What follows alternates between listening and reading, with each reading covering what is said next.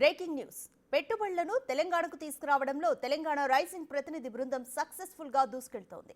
Davos పర్యటనలో భాగంగా మరో కీలక పెట్టుబడిని రాబట్టింది తెలంగాణ ప్రభుత్వం. 800 కోట్లతో పెట్టుబడులకు జేఎస్డబ్ల్యూ యూఏవీతో ప్రభుత్వం అవగాహన ఒప్పందం కుదుర్చుకుంది. రాష్ట్రంలో మానవరహిత ఏరియల్ సిస్టమ్స్ తయారీ యూనిట్ ను స్థాపించనున్నట్లు జేఎస్డబ్ల్యూ సంస్థ ప్రకటించింది. అమెరికాకు చెందిన డిఫెన్స్ టెక్నాలజీ సంస్థ అనుబంధంతో ఈ యూనిట్ ను నెలకొల్పనుంది. దాదాపు 800 కోట్ల పెట్టుబడులు పెట్టనుంది.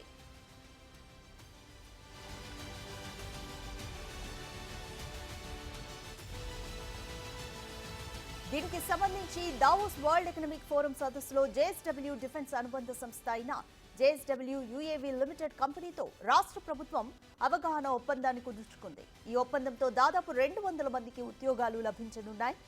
రక్షణ రంగంలో అత్యాధునిక సాంకేతిక పరిజ్ఞానంతో పాటు తెలంగాణ అభివృద్ధిలో ఈ ప్రాజెక్టు క్రియాశీలకంగా మారనుంది.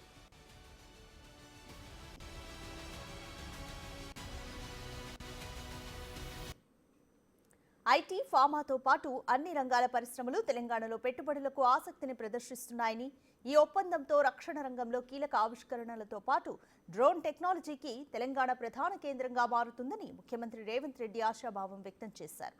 ఈ ఒప్పందం రక్షణ రంగంలో సరికొత్త ట్రెండ్ ని సృష్టిస్తుందని మంత్రి శ్రీధర్ బాబు అభిప్రాయపడ్డారు.